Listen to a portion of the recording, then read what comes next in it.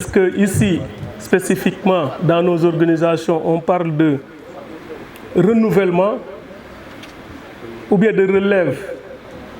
En tout cas, en ce qui nous concerne, ça peut être les deux.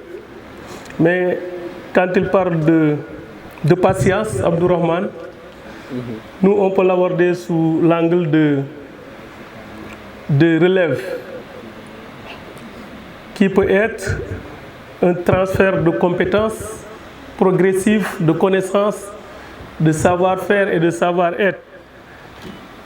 On peut l'aborder autrement ou autre part sous forme de renouvellement qui consiste à remplacer des générations tout entières. Est-ce que c'est de cela qu'il s'agit chez nous? Est-ce que c'est comme ça se fait en entreprise que ça doit être abordé chez nous?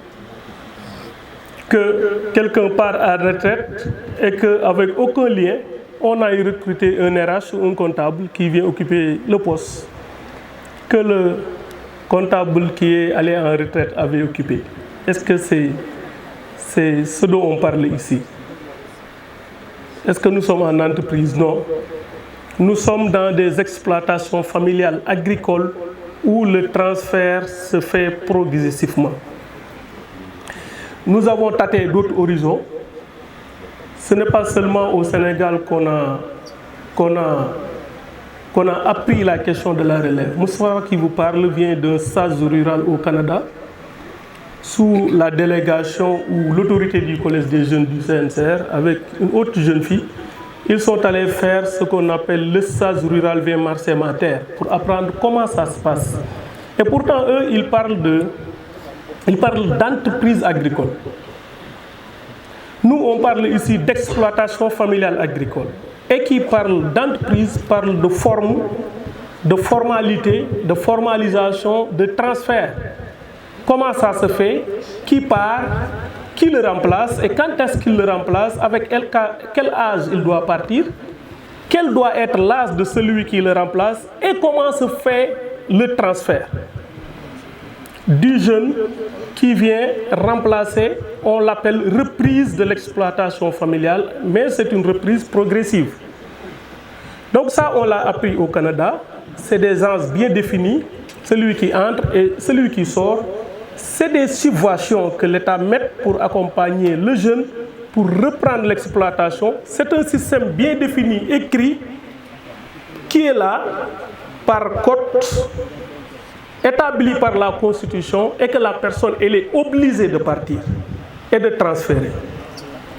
Ici au Sénégal ou en Afrique de l'Ouest, c'est le même système. Nous avons étudié les systèmes en Afrique de l'Ouest. Étant au niveau régional, je peux sûrement en parler ici. Et sans risque de me tromper, ce n'est pas la même chose. En Afrique, le leader est là dans l'exploitation familiale et il est là, il accompagne tout le temps et il transfère et il donne rarement la responsabilité aux jeunes au sein de l'exploitation familiale agricole. Ça, c'est une réalité. Je parle de l'environnement d'abord. C'est une réalité qui est là, qu'on voit. Quelle est la difficulté?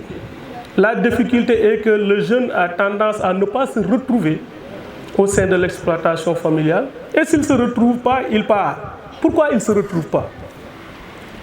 Aujourd'hui, cette question de renouvellement, de relève générationnelle est une réalité au Sénégal et en Afrique. Parce que comment on le constate? Qu'est-ce qui fait qu'on constate un renouvellement si on n'en parle pas en réunion et autour d'une table? C'est que c'est le ton qui change. Est-ce que comme je parle aujourd'hui devant Baye Malick, devant Abdou Aziz Badji, est-ce que c'est ce même ton que Baye Malick utilisait lorsqu'il était envoyé au repas en tant que jeune? Est-ce que c'est les mêmes thématiques qu'eux, ils abordaient lorsqu'ils étaient envoyés ayant 50 ans? Et on le considérait comme un jeune. Aujourd'hui, nous, ayant moins de 40 ans, est-ce que nous avons la même vision? Est-ce que nous prenons la parole de la même façon? Est-ce que nous avons le même ton? Est-ce que nous abordons les mêmes thématiques? Et là, je veux dire la question, et je vais la répondre, c'est que comment les adultes vont parvenir à transmettre sans casser?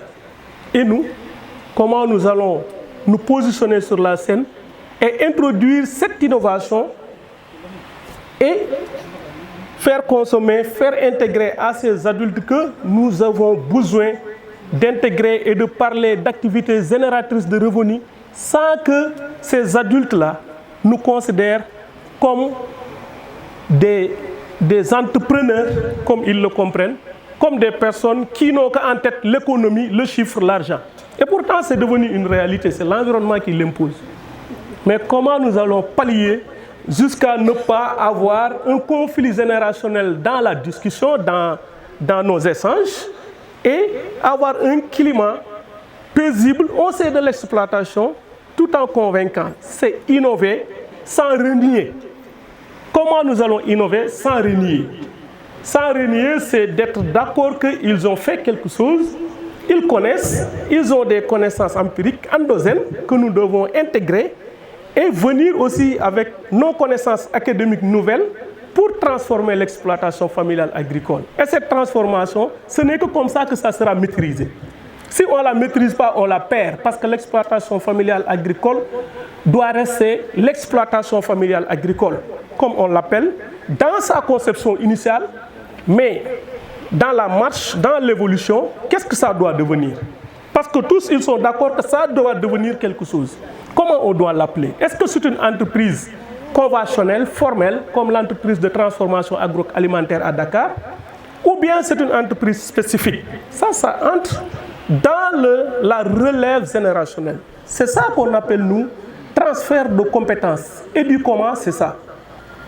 L'autre chose, c'est de dire que cet transfert, cet renouvellement générationnel est prouvé aujourd'hui. Parce qu'on n'est pas là, on ne vient pas du ciel. Nous venons, comme il l'a décrit, des maisons, des GIE, et nous sommes passés des associations pour arriver au cadre et arriver au niveau sous-régional, au niveau des réseaux et régional. Donc, cela fait que tout le monde constate que ce renouvellement, cette relève est une réalité. C'est simple, c'est quelque chose qu'on a fait, je ne l'imagine pas. Nous avions initié ce qu'on appelle l'estage rural Wekyo. L'estage rural Wekyo, c'était quelque chose d'original que le Collège des jeunes a initié, a conçu et a mis en œuvre. Ce n'est rien d'autre que d'amener un jeune chez Baye Malik ou amener un jeune chez moi-même qui est jeune, pour que je transmette ma connaissance de façon paisible, de façon discutée et accordée. C'est-à-dire que le jeune accepte que c'est ça et que Abdou Aziz puisse transmettre le jeune sa connaissance, son savoir, son savoir-faire et son savoir-être, qui est le plus important au sein des organisations paysannes, le savoir-être. Parce que quand tu les écoutes parler, ils te parlent de façon plus approfondie, de façon plus pointue du savoir-être. Ça les intéresse. Qui tu dois être, comment tu dois te tenir, comment tu dois te comporter. Et tout cela entre dans ce qu'ils appellent patience. Est-ce que moi je dois venir et dire non, vous devez aller en assemblée générale, le congrès doit être organisé, vous devez partir?